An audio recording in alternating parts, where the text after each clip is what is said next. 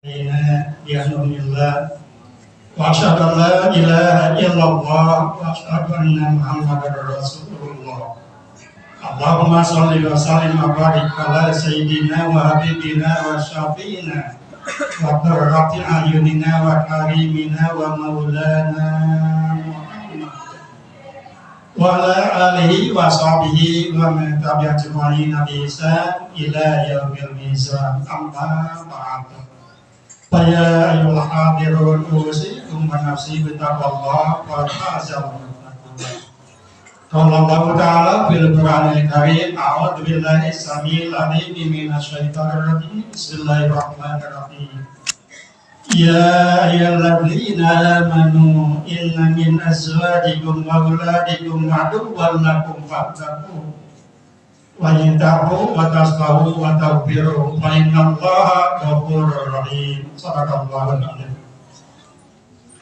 Segala puji hanyalah milik Allah SWT yang telah memberikan berbagai macam kenikmatan yang sangat luar biasa yang tidak terhingga banyaknya, terutama nikmat yang empat. Yang pertama, nikmat masih dipanjangkan usia sampai 7 tahun ini. Yang kedua, masih diberi hidayah oleh Allah SWT. Dan yang ketiga, diberi kesehatan. Dan yang keempat, diberi kesempatan. Sehingga dengan kenikmatan yang empat ini, kita masih bisa kumpul bersama melaksanakan ibadah Jumat di Masjid At-Taqwa ini. Salawat dan salam mudah-mudahan Allah SWT melimpahkannya kepada panutan kita, suri teladan kita, yaitu Nabi Muhammad SAW, kepada keluarganya, para sahabat, para tabi'in,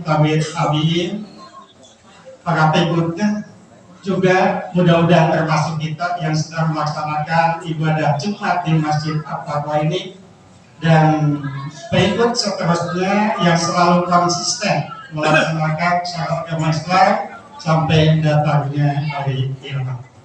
Saya selaku khatib selalu mengajak, khususnya untuk diri pribadi, umum kepada jamaah yang sama-sama melaksanakan ibadah Jumat di Masjid At-Taqwa ini, umum kepada kaum muslimin wal mukminin yang mendengarkan khutbah Jumat ini untuk senantiasa berusaha mempunyai keinginan jadi umat Islam yang sangat diistimewakan oleh Allah SWT, yaitu umat Islam yang benar-benar takwa kepada Allah SWT dalam situasi kondisi bagaimanapun juga.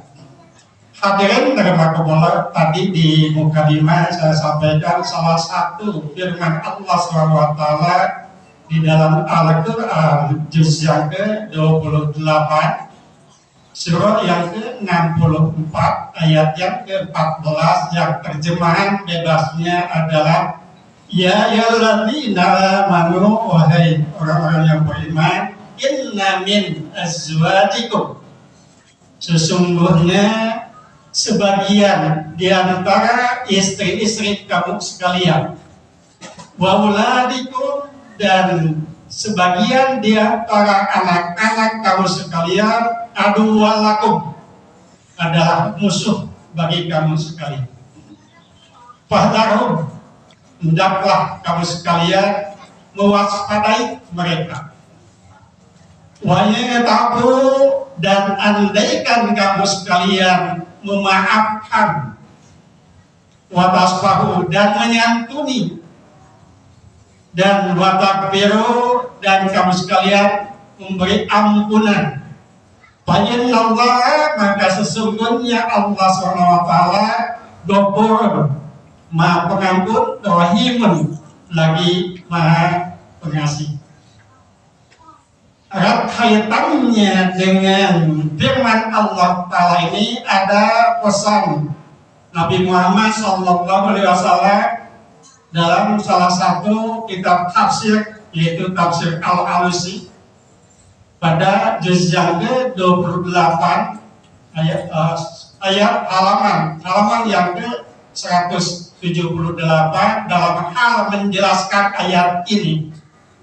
Rasulullah bersabda, yakunu akan ada, sayati akan datang, zamanun suatu zaman, ala ummati kepada umat kami, yakunu terbukti fihi pada zaman itu, halakul rajuli celakanya seseorang laki-laki, ala yadai zaujatihi karena kedua tangan istrinya, wawalatihi dan anaknya, yu'ayyironi istrinya dan anaknya mencela dia, bil fakri dengan kefakiran atau kekurangan. Yang kamu dia mulai berbuat marotibasui, tindakan kejahatan yang terus-menerus, payah liku, maka akhirnya ia celaka. Hadirin rahimakumullah, berdasarkan firman Allah tadi dalam surah At-Taghabun, orang yang merasa beriman bukan hanya cukup Islam saja. Jadi ayat ini hanya ditujukan kepada orang yang beriman, bahwasannya di antara istri kita dan anak-anak kita ada yang menjadi musuh kita. Dalam pengertian musuh di sini bukan untuk diajak berkelahi, bukan untuk diperangi apalagi dibunuh. Tapi pesan Allah tadi, fahdharuhum, kalaulah di antara istri kita, di antara anak kita yang Allah mencap sebagai musuh kita, fahdharuhum, hendaklah kita mewaspadainya. Kita harus hati-hati menghadapi istri seperti itu, menghadapi anak seperti itu. Kenapa sampai begitu? Karena ada di antara istri kita, ada anak-anak kita dengan genggamannya ala yadai zaujatihi wa waladihi, istri kita dan anak kita selalu mengganggu kestabilan kita, stabil dalam usaha, stabil dalam urusan kejiwaan dan sebagainya, dengan cara yu'ayyironi bil fakr. Istri kita, anak kita akan mulai mencela kita sebagai suaminya, sebagai anaknya, tentang al-fakri, kekurangan keperluan hidup. Kadang-kadang ada istri kita bilang sama kita sebagai suaminya, Bapak, tetangga kita mah mobilnya sudah bagus, kok kita belum punya mobil, kalaupun punya mobil jelek, ataupun rumah kita masih jelek padahal tetangga kita rumahnya sudah bagus, dan lain-lainnya. Direcoki terus oleh istri yang menuntut keperluan dirinya dalam urusan dunia. Begitu pula anaknya yang paling gede, ayah, Teman saya udah dibelikan mobil untuk kuliah, padahal ayahnya kerjanya tidak semapan ayah. Yang di SMA bilang, ayah, teman saya motornya sudah diganti yang bagus, masa saya motornya masih jelek. Yang di SD anaknya bilang, ayah, masa HP-nya masih jelek, teman saya itu HP-nya sudah bagus, iPhone. Terus tuntutannya. Apalagi dari tahun ini, ayah, teman saya mau piknik ke Eropa, teman saya mau piknik ke Singapura. Kalau ayah diam saja, nggak pernah cerita mau liburan akhir tahun. Dengan banyaknya tuntutan dari istri dan anak, yu'ayyironihi bil fakri, akhirnya yurakibu marakibasui. Laki-laki itu berpikir bagaimana caranya memenuhi kebutuhan istrinya yang telah diungkapkan tadi. Begitu pula bagaimana caranya untuk memenuhi kebutuhan anaknya yang paling gede, yang pertengahan, yang bungsu. Padahal gajinya hanya sebesar itu. Sehingga karena keperluannya di atas gaji yang dia peroleh, akhirnya dia berpikir bagaimana caranya mendapatkan uang untuk memenuhi keinginan istrinya, keinginan anaknya. Mulailah berpikir dan berusaha. Korupsi kecil-kecilan. Karena aman, akhirnya korupsi semakin gede. Pungli kecil-kecilan, karena aman, akhirnya makin besar punglinya. Pemerasan kecil-kecilan, karena aman, akhirnya pemerasannya semakin besar. Gratifikasi dan sebagainya. Mending kalau tidak ada orang yang tahu kecuali Allah dan malaikat raqib dan atid. Tapi kalaulah orang lain sudah tahu kecurangan kita di tempat kerja, baik pegawai negeri, tentara, polisi, wira swasta, pengusaha, maka akan datanglah oknum LSM memeras, oknum wartawan memeras, oknum polisi memeras, oknum jaksa memeras, apalagi sudah dikasuskan hakim pun ikut-ikutan memeras dia karena terbukti berbuat salah terus. Kalau sudah seperti itu, payah liku kata Rasul, dia akan celaka di dunia menjadi ATM oknum-oknum. Udah urusan ke pengadilan dihukum, dalam kubur dapat siksa kubur dan neraka, masuk ke dalam neraka. Makanya kita sebagai orang yang beriman, kalaulah ada di antara istri kita, di antara anak kita yang minta keperluan di atas kemampuan kita, lebih besar daripada tiang, pesan Allah tadi, fahdharu, waspadai, hati-hati, jangan diikuti keinginannya karena akan payah liku, mencelakakan kita sendiri.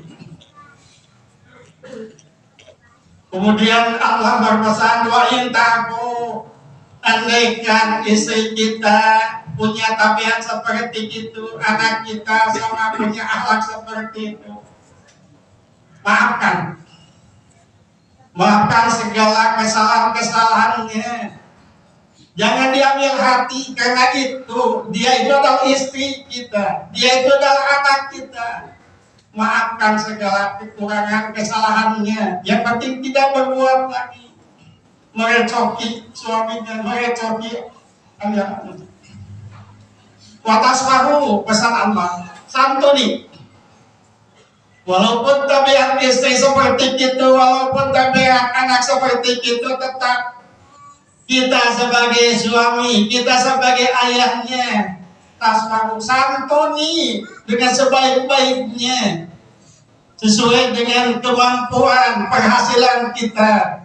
Jangan bakhil, jangan koret karena punya anak atau istri seperti itu. Santuni. Kemudian watakfiru, ampuni segala dosa dan kesalahan yang telah diperbuat oleh istri kita. Ampuni segala dosa dan kesalahan yang telah diperbuat oleh anak kita. Fa innallaha ghafurun. Allah menyatakan bahwa sesungguhnya Allah adalah Maha Pengampun. Allah saja mengampuni kepada umatnya, apalagi yang bertobat.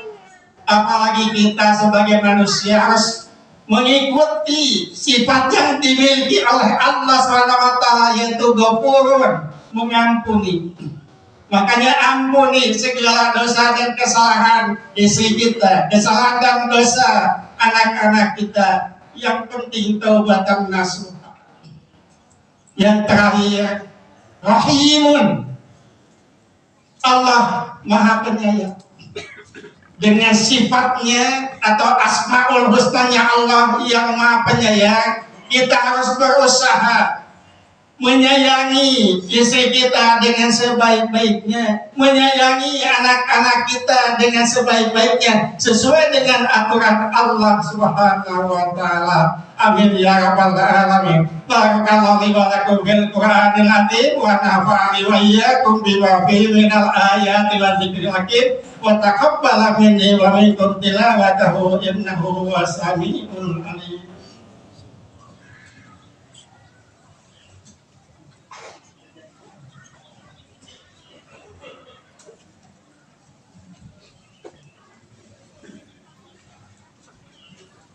Alhamdulillah alladzi jama'a alaina fi hadhihi sa'ah fi hadhil masjid at-taqwa liqamati syar'i dinil Islam bi ibadati sholatil jumu'ati limaslahatil ummati wa liqtida'i mardatillah wa maghfiratil wa jannatin na'im wa asyhadu an la ilaha illallah wa asyhadu anna muhammadar rasulullah. Allahumma sholli wa sallim wa barik ala Muhammad wa ala ali Muhammad. Ayyuhal hadirun usikum wa nafsi bitaqwallah, ittaqullah haqqa tuqatih wa la tamutunna illa wa antum muslimun. Qala Allah Ta'ala fil Qur'anil Karim, a'udzu billahi minasyaitonir rajim. Bismillahirrahmanirrahim. Innama amwalukum wa auladukum fitnah wallahu yad'u ajran 'azim. Hadirin yang Allah di penghujung khutbah Jumat yang kedua ini, marilah kita duduk dengan membacakan doa bersama-sama. Mudah-mudahan doa kita pada waktu melaksanakan ibadah Jumat ini lebih didengar, lebih diperhatikan dan diijabah oleh Allah SWT. Amin ya rabbal alamin. A'udzubillahi minasyaitonir rajim. Bismillahirrahmanirrahim. Alhamdulillahirabbil alamin. Hamdan naimin hamdan syakirin. Hamdan yuwafi ni'amahu wa yukafi masjida. Ya Rabbana lakal hamdu kama yanbaghi li jalalikal karim wa 'azimi sultanik. Allahumma shalli wa sallim wa barik ala sayyidina Muhammad wa ala alihi wa sahbihi ajma'in. Ya Allah, ya Rahman, ya Rahim, ya Hayyu ya Qayyum, ya Mujibas sa'ilin. Allahumma ighfir lana wa liwalidayna wa auladina wa azwajina wa masayikhina wa asatidhina wa su'amaina wa ikhwanina wa ashabina wa ahbabina wa man ahabbana fika wa man ahsana ilaina wal mu'minina wal muslimin al-ahya'i minhum wal amwat birahmatika ya arhamar rahimin. Allahumma inna nas'aluka imanan kamila wa yaqinan shadiqa wa qalban khashi'a wa lisanan dzakira wa amalan shaliha wa ilman nafi'a wa rizqan wasi'a wa halalan thayyiba. Rabbana atina min ladunka rahmah wa hayyi lana min amrina rasyada. Rabbana atina fid dunya hasanah wa fil akhirati hasanah wa qina adzabannar wa adkhilna jannata ma'al abrar ya aziz ghaffar ya rabbal alamin. Allahumma rabbana taqabbal minna innaka antas samiul alim wa tub alaina innaka antat tawwabur rahim. Sallallahu ala sayyidina Muhammad wa ala alihi wa sahbihi wa sallam. Subhana rabbika rabbil izzati amma yasifun wa salamun alal mursalin walhamdulillahi rabbil alamin. Ibadallah, innallaha ya'muru bil 'adli wal ihsani wa ita'i dzil qurba wa yanha 'anil fahsya'i wal munkari wal baghi ya'idukum la'allakum tadhakkarun. Astagfirullahaladzim.